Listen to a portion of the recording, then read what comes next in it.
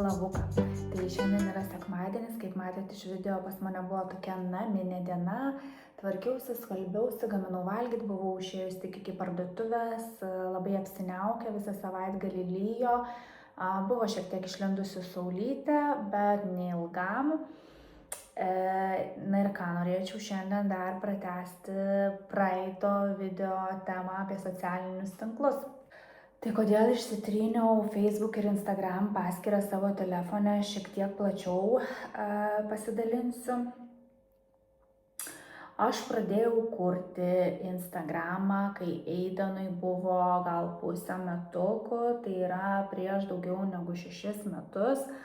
Paskui, kai Eidanui buvo apie 2, aš pradėjau kurti YouTube'ą. Ir įsivaizduokit, jau iš tikrųjų nemažai metų, kaip aš socialiniuose tinkluose. Tai aš kūriau turinį ir Instagramui, ir YouTube'ui. Ir žinoma, ne tik aš kūriau, bet ir labai daug vartojau, nes man buvo įdomu, ką kiti kūrėjai kūrė, kokie trendiniai reelsai dabar ir panašiai.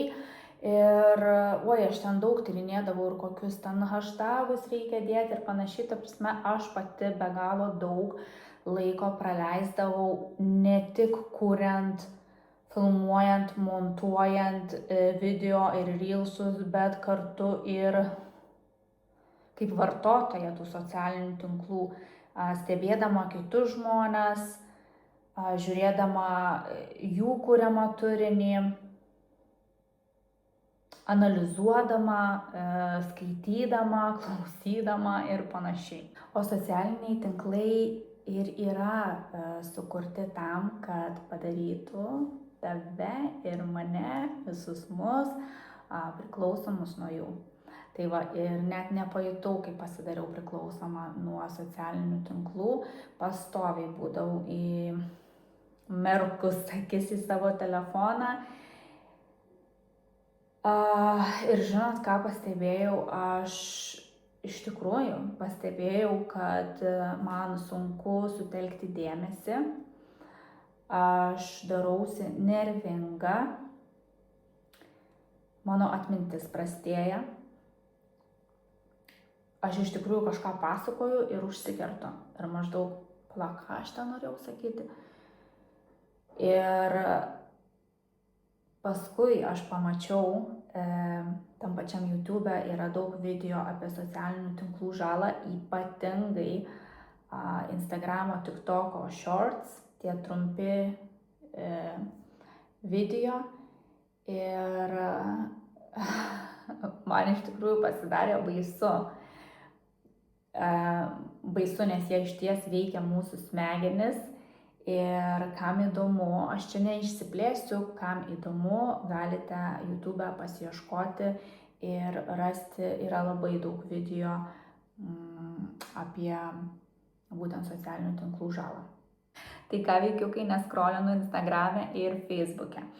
Atsirado daugiau laiko susitvarkyti namus, ten, žinot, tokių gal daugiau generalinės tos tvarkos pasidaryti ir apkuopti kai kuriuos namų kampelius, atsirado daugiau laiko knygoms, apie kurias taip pat pasidalinsiu, tuoj papasakosiu, ką skaitau. Atsirado daugiau laiko išeiti į lauką, kažkur išvažiuoti ir prisipažinsiu, tikrai vis dar daug laiko praleidžiu YouTube'ai.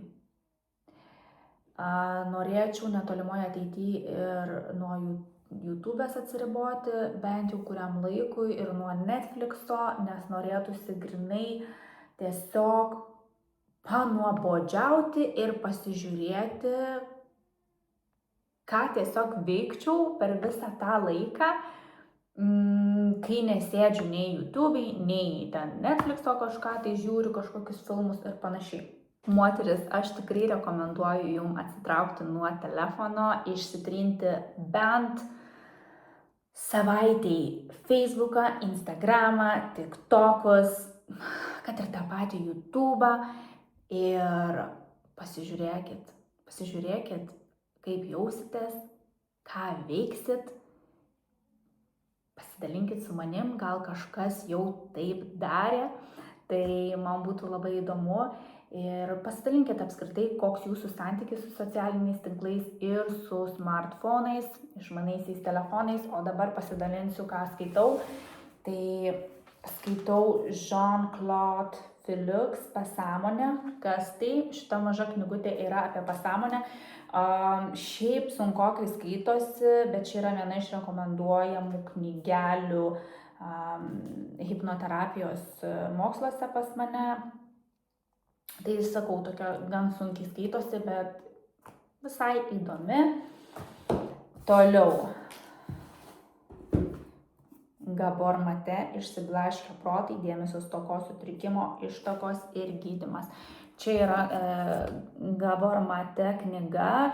Šiaip aš norėjau jo kitą knygą skaityti apie priklausomybės, nes man apskritai labai patinka Gabor Mate.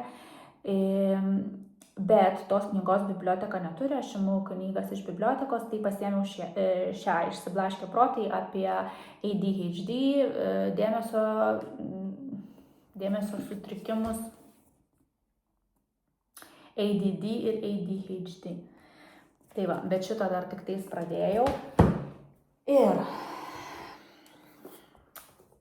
dar viena knyga, tai yra Gintarės Jankauskienės ir Agnės Kirvaitienės pokalbiai psichoanalitiko kabinete pasveikti nuo tėvų alkoholikų.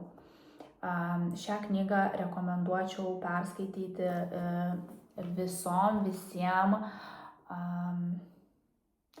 kurie yra susidūrę su alkoholizmo tema.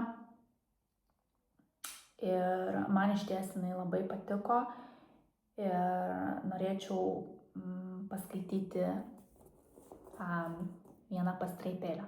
Truputėlį jautru, bet noriu būti su jumis atvira, dalintis savo gyvenimo istoriją atvirai. Ir aš pati gyvenau su alkoholiku tėčiu, todėl būtent ši knyga man tokia artima ir noriu paskaityti vieną pastraipą. Kalba suaugę alkoholikų vaikai. Mes, suaugę alkoholikų vaikai, neišmylėti ir anksti subrendę, stipriai kenčiantis ir nuolat alkani meilės, dėmesio, rūpesčio, arba perdėtai rūpestingi, atsakingi ir rimti. Mes gimėme ir augome geriančio tėvo arba ir motinos šeimoje. Kasdien stebėjome į priklausomybės liūną įklimpusio brolio, sesers, dėdės ar senelio dramą. Rūpinomės geriančiais artimaisiais arba jaunesniais broliais ir seserimis. Gaminome valgyti, tvarkėme namus, ėjome pirkti alkoholio arba pildome jį į kriauklę. Mes nemokame gyventi ramiai, harmoningai, taikiai su savimi ir aplinka. Nuolatinė įtampa yra mūsų dienos palydovė. Jei tampa pernelyg ramu, patys ieškome adrenalino arba viduje brandiname konfliktą. Tik tokia įtampos kupina savijauta mums yra įprasta. Mes nuolat jaučiame stiprų vidinį nerimą, slopiname jį raminamaisiais - alkoholiu, maistu, seksu, kompiuteriniais žaidimais ar spontaniškais pirkiniais. Mūsų sielos stipriai sužeistos ir kenčia nuo vienatvės, baimės, kaltės jausmo ir supančios emocinės tuštumos bei tylos. Mums sunku, tačiau norime atrasti savo vietą pasaulyje, užpildyti vidinę tuštumą, pasijusti mylimi. Mes tikime laimingo ir šviesaus rytojaus perspektyvą, norime išmokti mylėti save ir švęsti gyvenimą. Tai šiandien tiek norėjau su jumis pasidalinti ir tikiuosi, kad laikotės gerai, tikiuosi, kad turite smagią vasarą ir iki pasimatymo, iki greito, nes planuoju dabar kurti daugiau YouTube. Iki pasimatymo.